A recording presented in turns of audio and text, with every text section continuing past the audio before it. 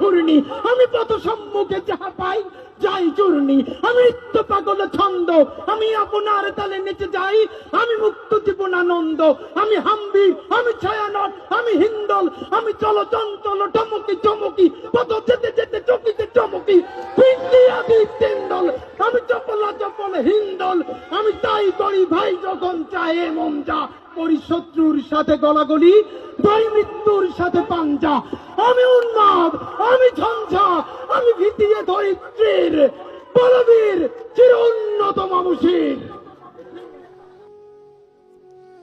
শরীফ ওসমান হাদী ভাইয়ের মৃত্যুর খবরটা যখন শুনলাম, তখন নিজের অজান্তে কেন জানি মনটা খারাপ হয়ে গেল। কেন জানি মনে হলো যে খুব কাছের কাউকে হারিয়ে ফেলেছি।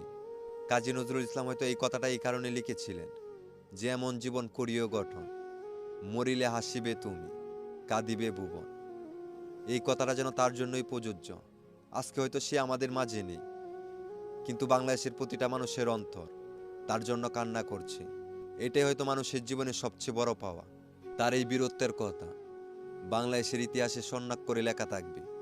মানুষ তাকে আজীবন স্মরণ করবে তার এই সাহসিকতার জন্য, তার এই প্রতিবাদের জন্য।